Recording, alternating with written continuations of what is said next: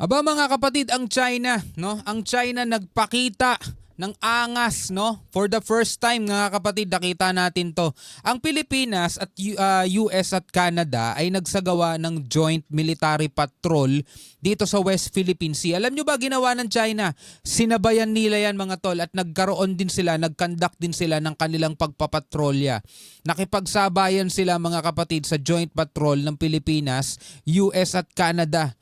Ano kaya nangyari, no? Nagkatagpo ba mga kapatid, no? Kung sakasakali man, malaking gulo yan kapag nagkabanggaan tong mga to. Anyway, panoorin natin tong balitang to mula rito sa UNTV News. Samahan ninyo ako mga kapatid. Bago natin to simulan, huwag mong kalimutan mag-subscribe. Click mo na rin ang notification bell para ma-notify ka whenever na may mga bago tayong reaction video tulad nito. Alright, so wag na natin patagalin pa. Panoorin na natin to mga tol. Ito pong activity ito underscores the AFP's commitment to enhancing regional stability and maritime security. Strategic ito ang partnership natin dito and nagsistrengthen ito ng ating interoperability and fosters a collective security sa Indo-Pacific region in general. Pinuna ng China ang isinasagawang joint patrol ng Pilipinas sa mga kaalyadong bansa. Ayan na, no? Nagsimula na sila mga kapatid, mamuna. Dati tameme lang sila at hanggang tingin lang sila sa malayo Kasi kung naaalala ninyo, itong nakaraan lang nagkaroon ng joint maritime patrol din mga kapatid. US, Australia, Japan, Pilipinas. No, 4 na bansa yan mga kapatid dito sa West Philippine Sea. May mga namataan na PLA Navy warship mga tol pero nasa malayo lang sila, hindi naman sila ng gulo, hindi naman sila ng istorbo, hindi nga sila ng radio challenge mga tol. Pero sa pagkakataong to, Pilipinas, US, Canada nagsagawa ng joint patrol. Pinuna na nila mga tol. Hindi na ata sila makatiis. Sinasabi siguro nila itong Pilipinas sunod-sunod na yan Parang binabastos tayo ng Pilipinas Pinapakita sa atin na may mga malalakas silang bansa nakasama. Ngayon, nagsagawa na silang mga kapatid ng patrol din. Sinabayan yung ginawa natin. Sa isang pahayag, ipinunto ni Tian Junli, tagapagsalita ng Southern Theater Command ng People's Liberation Army, na ang patuloy na paghikayat ng Pilipinas ng joint patrol ay layong pagtakpan sa pamamagitan ng military provocation at media hype ang paglabag umano ng Pilipinas sa maritime rights ng China. Ayun na nga. Ayun ang gusto nilang palabasin mga kapatid.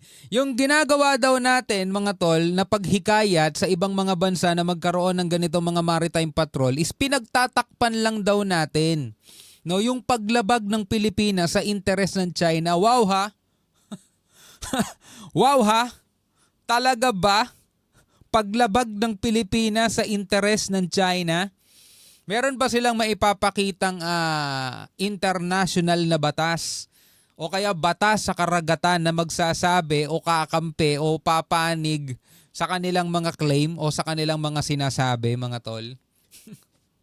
Tayo pa talaga ang lumalabag mga kapatid sa interest nila. Samantalang nakapirma sila, signatory state sila ng UNCLOS. O para sa mga bago pa lang, ano ba yung UNCLOS? UNCLOS, no? United Nations Convention on the Law of the Sea. 'Di ba? Batas sa karagatan. Signatory state sila doon, nakapirma sila. Ano sabi ng UNCLOS 1982, 'di ba? O etong Pilipinas, at hindi lang Pilipinas pati yung ibang mga bansa. No, meron kayong bahagi dito sa South China Sea, meron kayong kanya-kanyang exclusive economic zone. 'Di ba? Ang sa Pilipinas 200 nautical miles and I believe ganun din sa ibang mga bansa. 'Di ba? Walang walang 10 dash line, walang 9 dash line na ganyan mga tol. Meron tayo kanya-kanyang exclusive economic zone na kung saan bawat bansang yan mga tol may karapatan, 'di ba? Na pakinabangan, anihin mga tol, kuhanin yung mga isda, yung mga langis, yung mga likas na yaman na nandiyan dyan sa loob ng exclusive economic zone na yan at pakinabangan ng ekonomiya ng bansang yun. Anong ginagawa ng China mga tol? Hinaharas tayo. Ayaw nilang pumayag mga tol. Biruin mo, katunayan dito Scarborough Shoal. No, kapasok yan sa exclusive economic zone natin. Actually dati, traditional fishing ground yan. Hindi lang ng Pilipinas ng China, ng Vietnam. Malaya tayong nakakapangisda dyan. O anong ginawa nila mula noong 2012 mga kapatid, naging under control na nila yan at hindi na nila pinapapasok ang Pilipinas dyan. Yung mga mangingisdang Pinoy itinataboy nila. Anong ibig sabihin nun? Madamot sila, kanila lang daw yun. Ayaw nilang mag-share. Samantalang tanong, kaninong exclusive economic zone yan? Sa Pilipinas. Dapat nga tayo may karapatan dun eh. Diba? Dapat nga tayo may karapatan dun eh. Pero hindi naman natin inaangkin lang kasi nga dati ay traditional fishing ground yan ng China, Vietnam. So talagang malayang nakakapangisda dyan. Kaso mula nung naging under control na yan ng China, sila na lang mga tol ang nakakapasok dun. Pilipinas, mga mangingisda natin, tinataboy nila. PFAR nga, wina-water cannon nila, namimigay lang ng ayuda sa mga mangingisda eh. Di ba? O ngayon, ito ang sinasabi nila. Nilalabag daw natin mga tol. Yung interest nila dito sa karagatan, no? Nababastusan sa atin mga kapatid. Nababastusan sa atin ng China, no? Nakakaya naman sa kanila. Ay layong pagtakpan sa pamamagitan ng military provocation at media hype. Media hype. Hina-hype lang daw ng media. Sa pamamagitan ng provocation. Tayo pa nagpo-provoke sa kanila samantalang sila yung lumalapit sa bansa natin. Sila yung lumalapit ng up to 34 nautical miles. Ang lapit na nila mga tol. Pero tayo pa rin daw yung nagpo-provoke sa kanila. Baliktad talaga yun, no? Baliktad talaga itong mga to eh. Ang paglabag umano ng Pilipinas sa maritime rights ng China na nagpapahina sa katatagan at kapayapaan sa rehiyon. Wow, talagang sila yung mga santo, no? Sagot naman ng Armed Forces of the Philippines. Nakabatay sa international law at arbitral ruling ng United Nations Convention on the Law of the Sea o UNCLOS na pumabor sa Pilipinas ang mga isinasagawang pagsasanay nito kasama ang mga kaalyadong bansa. Yun nga eh. Sinong international communities o nations ang maniniwala dito sa claim ng China mga tol?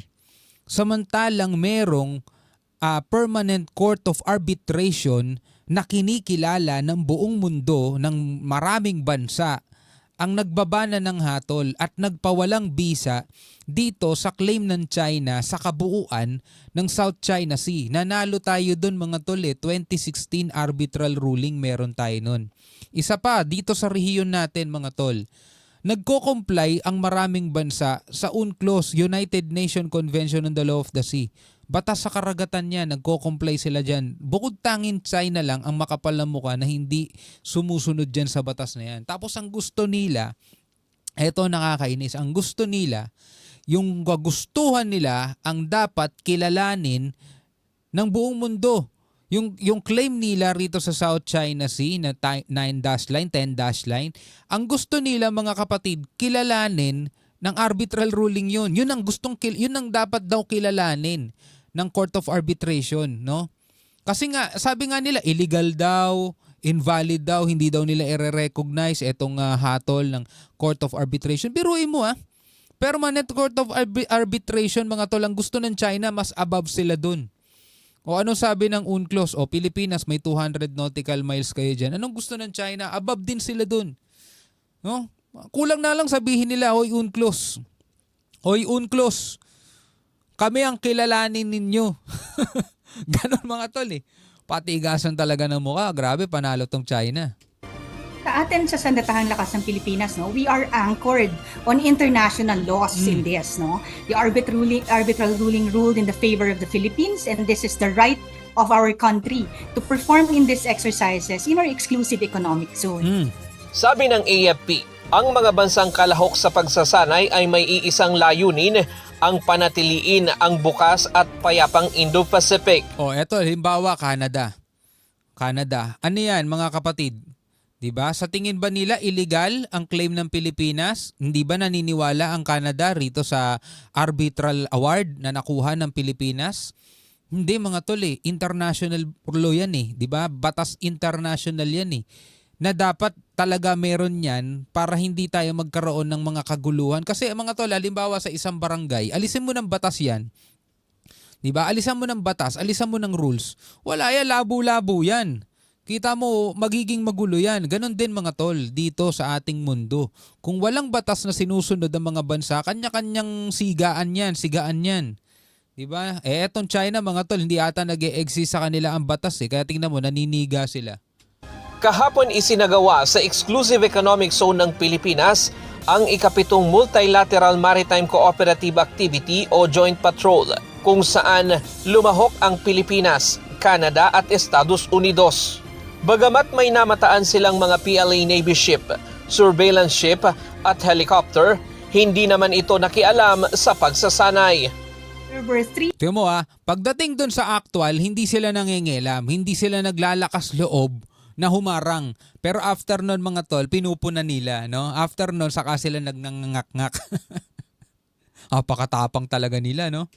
PLA Navy ships that were monitored, isang oceanographic surveillance ship, and isang helicopter ang na-monitor natin from a distance during the activity. Wala naman na-monitor natin ito, and we have observed that they were there from a distance, but our Hindi rin pala nakalapit no? Sabi kasi rito sa title, eto, pakita ko sa inyo. Sabi rito sa title, Joint Patrol ng Pilipinas, US at Canada sa West Philippine Sea, sinabayan ng China. Pero hindi naman pala nakalapit, no? exercises proceeded as planned. Sabi ng PLA, nagsagawa din sila ng routine patrol sa bahagi ng South China Sea. Sabi nila, sinong gusto nilang papaniwalain? Yung mga mamamayan nila para hindi sila magmukhang takot duwag, di ba? Hapon. Samantala, sinabi ng AFP na wala silang anumang commitment sa China na tatanggalin ng Pilipinas ang Typhoon missile system Tama. na dinala ng Estados Unidos dito sa bansa noong nakaraang taon. Giit ng AFP, ginagamit lamang ang mid-range capability missile system na ito sa mga pagsasanay. Wala po tayong commitment na gano'n, no? Ito pong Typhoon missiles natin for the side of the AFP, ang gamit po nito is for our exercises, for training purposes. Yeah. So with the exercises that we have with our partner nations, no, itinitignan natin itong interoperability and integration of our resources. Una nang hinamon ni Pangulong Ferdinand Marcos Jr. ang China na tatanggalin ng Pilipinas ang MRC ng US sa bansa kung ititigil ng China ang kanilang panghaharas sa mga mangingisda at pabayaan sila na maghanap buhay. Gayon din ang pagtigil ng coercive at agresibong hakbang nito gaya ng pagbangga sa mga barko ng Pilipinas, pag-water cannon at pagtutok ng laser. Pero tingnan mo, yung mga ganyang aksyon, hindi ba yan nakakasira ng peace and stability sa region? Yan ba yung nagpo-promote palalo ng kapayapaan? Di ba kalokohan, kabaliktaran yun mga tol? Samantalang yung mid-range capability missile na nananahimik mga tol, yun daw ang sumisira sa kapayapaan. Ryan Lacanla. Grabe mga kapatid, no? Ngayon, ang ipinapamalita nila sa kanilang bansa, sinabayan daw nila tayo ng kanilang pagpapatrol din. Siguro, sinabayan nila, wala naman silang nagawa, no? Wala naman silang nagawa rito sa US at Canada na nakasama ng Pilipinas na naglalayag. Maangas lang pala sila sa mga nila, no? Mga press conference nila. Anyway, bilang isang Pilipino, masasabi mo dyan? Comment ka na lamang sa ibaba. Hanggang sa muli, ako nga pala si Shobal D. Peace out.